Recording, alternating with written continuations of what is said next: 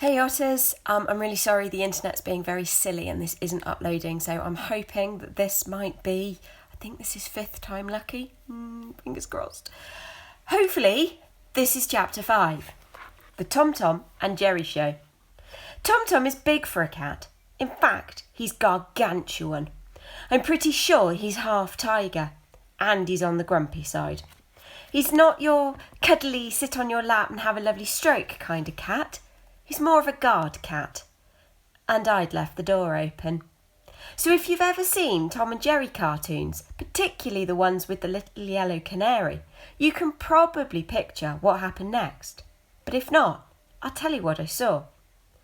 My tiger-shaped cat leaping from the bed in a slow-motion arc.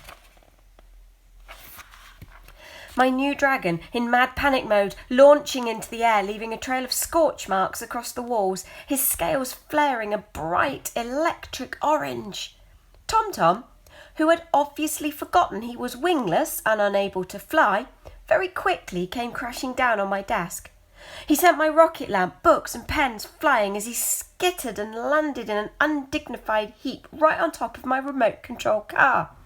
Apparently not finished in his starring role in the new Tom Tom and Jerry show, the cat's claws hit the big red button on the remote. This fired up the shrieking siren and spinning lights, which sent him rocketing under my bed with an ear-splitting yowl. I stared at the door. There was no way my parents would sleep through this racket, and I wasn't sure Lolly would either. The little dragon flew upwards and crashed into my lampshade.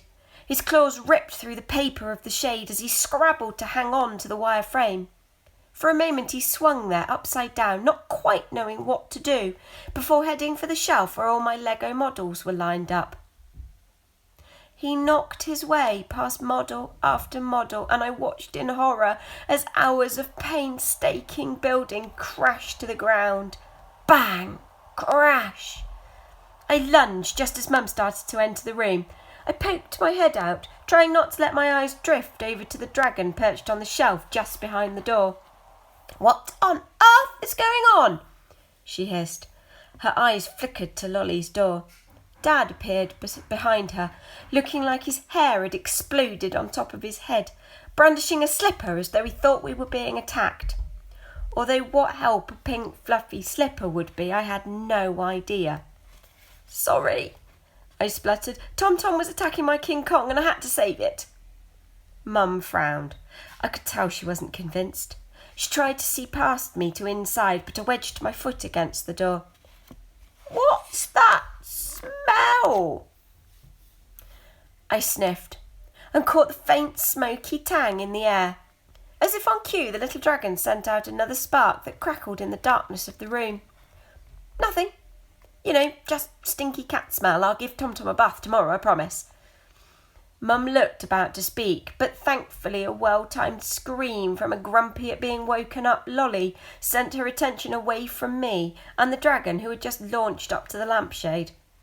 She groaned and steered Dad down the hall. They disappeared into Lolly's room, Dad still clutching the slipper. Behind me, Tom Tom hadn't given up.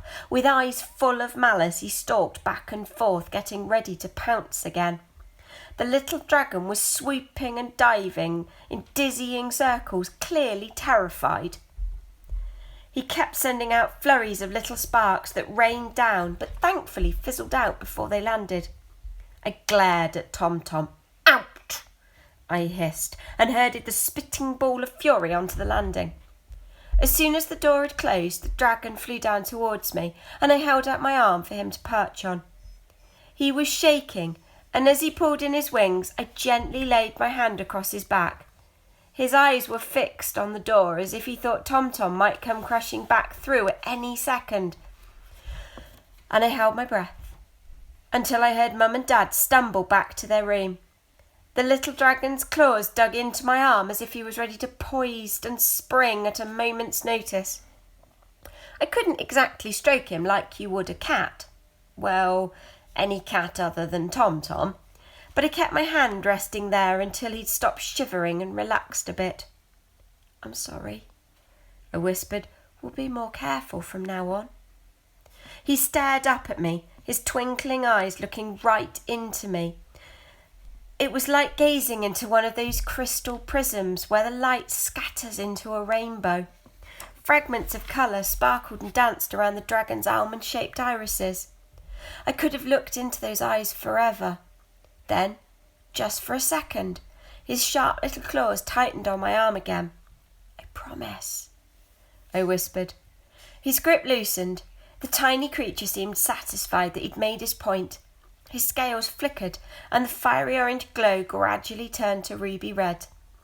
It was only then that I took in the devastation that was my room, the scorch marks up the wall and the sparks that had left sizable black stains on the carpet.